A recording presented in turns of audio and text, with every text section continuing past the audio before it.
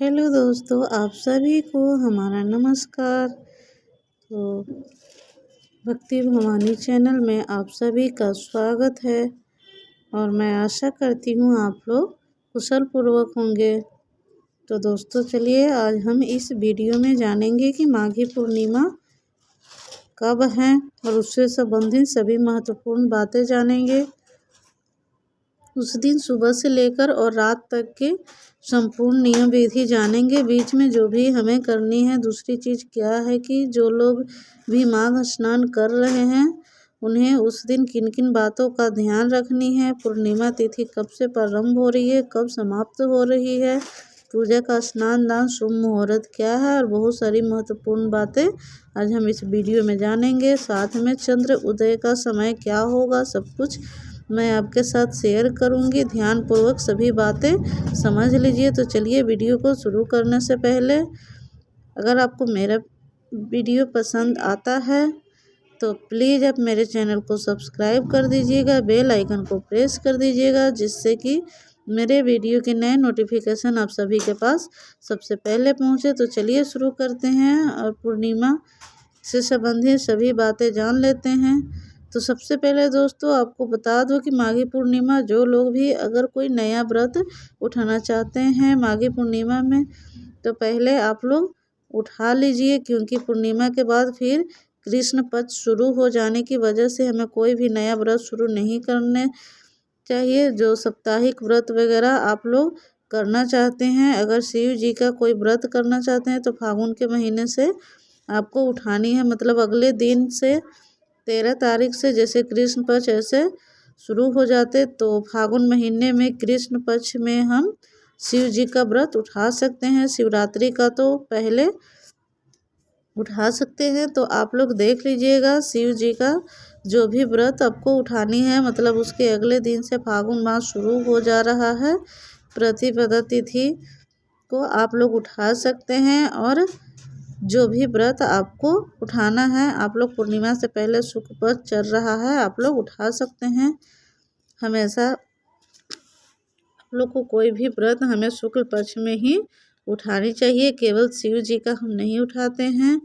ये हो गया। चलिए अब जान लेते हैं कि इस वर्ष 2025 में माघ पूर्णिमा माघी पूर्णिमा का व्रत हमें कब करनी है, स्नान दान कब करनी है। तो आपको बता दूं 12 फरवरी को दिन क्या है, बुधवार के दिन आपको व्रत भी रखनी है, आपको स्नान दान भी करनी है और आपको ही सत्यनारायण भगवान की कथा भी 12 तारीख को करनी है। सभी पूर्णिमा के नियम धर्म वाले कार्य हम 12 फरवरी को ही करेंगे। और जो लोग 1 महीने का माघ पूर्णिमा कर रहे हैं, पूर्णिमा के दिन उनका जैसे समाप्त होगा, क्योंकि उधर 13 से लेकर 12 तक 1 महीने लोगों को कल्पवास लोगों किए थे माघ स्नान, उस दिन उनका संपूर्ण होगा। तो उनका भी उस दिन पूजा पाठ रहेगा, उद्यापन रहेगा। तो आप जितना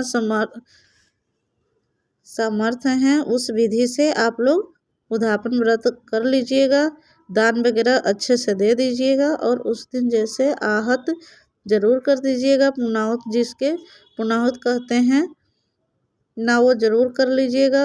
हवन वगैरह करके ही समापन किया जाता है, क्योंकि इतना बड़ा आपने कठोर तपस्या की है 1 महीने तक, क्योंकि 1 महीना यह तपस्या करना इतनी ठंडी में, और कल्पवास करके लोग अभी स्नान ध्यान कर रहे हैं, पूजा पाठ कर रहे हैं, मतलब एकदम जैसे साधु संतों जैसा जीवन जी रहे हैं। कोई लहसुन प्याज नहीं, कुछ भी नहीं खा पी रहे हैं, तो बहुत कठिन है।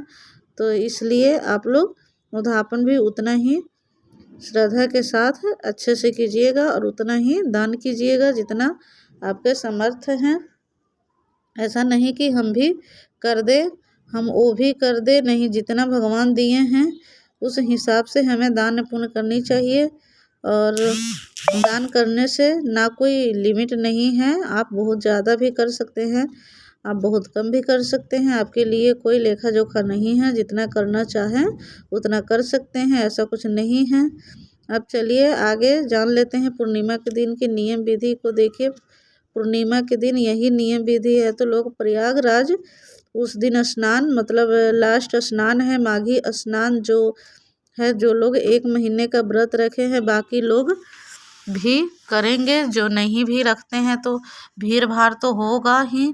अगर आप कुंभ में जाते हैं तो अपना ध्यान एकदम से अच्छे से आप लोग रखिएगा, क्योंकि हर वीडियो में थोड़ा लगा आप लोगों को हो जाता है। आजकल तो बहुत से वीडियो वहाँ की आ रहे हैं, भगदड़ की वजह से हम लोग भी मन थोड़ा खींच लिए हैं। देखते हैं आगे क्या होता है। तो ठीक है, तो आप लोगों को जानकर स्नान दान जो वहाँ है तो कर ही लेंगे। बाकी जो घर में मान लीजिए नदी सरोवर में नहीं जा पाते तो आप जहाँ रहते हैं वहाँ भी नदी सरोवर में जा सकते हैं। लेकिन अगर नहीं जा पाते हैं तो आपको क्या करनी है कि गंगा जल ले लीजिएगा और काला तिल में डालकर स्नान कर लीजिएगा, आपको भी उतना ही फल मिलेगा। ठीक है, हर हर गंगे बोलते हुए आपको स्नान कर लेनी है। मासिक धर्म में गंगा जल मत डालिए, बाकी लोगों को समझा दो, नॉर्मल पानी से अपना स्नान कर सकते हैं। दान कर सकते हैं, दान में आप 1 रुपया भी कर सकते हैं, दान में आप 1000 रुपया भी कर सकते हैं। टोटल आपकी इच्छा है। अनाज का भी कर सकते हैं, पैसे का भी कर सकते हैं, वस्त्र का भी कर सकते हैं। और दान की चीज़ें पहले ही निकाल कर रख दीजिए, क्योंकि जब तिथियों पर ना जैसे मौसे और पूर्णिमा जैसे मकर संक्रांति, मोनिया अमावस, जब सब तिथि जो है इसमें स्नान करके बहुत सारे चीज़ घर को नहीं स्पर्श करते हैं। पहले ही निकाल कर रख दीजिएगा, स्नान करके आइएगा और आप लोग छू लीजिएगा, दान पर लीजिएगा। उस दिन भी आप लोग बाल मत धोइए, और ना आप लोग इतना बाल धोने के लिए जैसे आप लोग आतुर हो जाते हैं कि नहीं बाल धोना ही धोना है, नहीं बाल मत धोइए। अगर आप नहाना चाहते हैं धोकर तो सिर के ऊपर से कर सकते हैं, और शैम्पू साबुन नहीं लगानी है। यह क्लियर हो गया। बाल वगैरह आप लोग कंघी कर सकते हैं, सिंदूर लगा सकते हैं। बुधवार का दिन पीला सिंदूर भी लगा सकते हैं। गंगा जी का पूजा कर सकते हैं, सूर्यदेव का जल दे सकते हैं। यह सभी और नॉर्मल विधि से करनी है। उसके बाद अपने घर में लोग चाहे तो देखिए ब्राह्मण के द्वारा भी श्री सत्यनारायण भगवान की कथा कहला सकते हैं, खुद भी कर सकते हैं। पूजा पाठ विष्णु भगवान की कर सकते हैं, और पंडित जी आएंगे तो खुद ही सब सजा देंगे। तो हमें बैठकर कथा सुननी होती है, तो यह भी आप लोग कर सकते हैं। और जो व्रत रखे हैं तो पूरे दिन देखिए, पूर्णिमा का व्रत कई प्रकार से लोग रखते हैं। हर राज्य के हर घर के नियम अलग है। कुछ लोग फलाहारी रखते हैं और कुछ लोग निर्जली रखते हैं।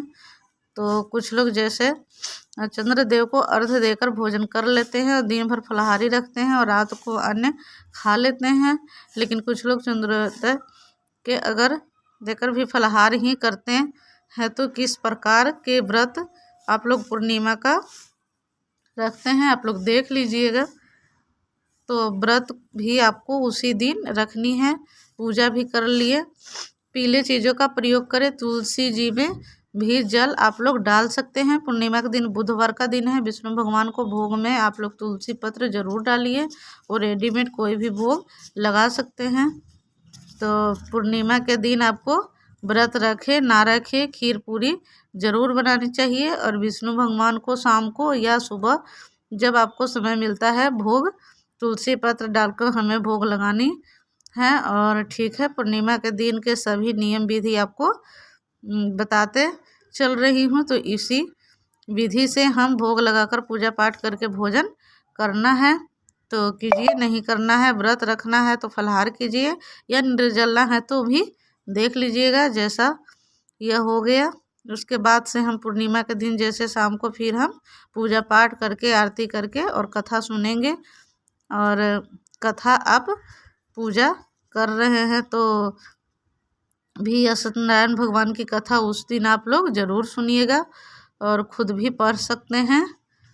तो चलिए, ये पूर्णिमा के लिए मैंने आपको सारी बातें बता दी हूँ। आज के लिए इतना ही। जय हर हर गंगे।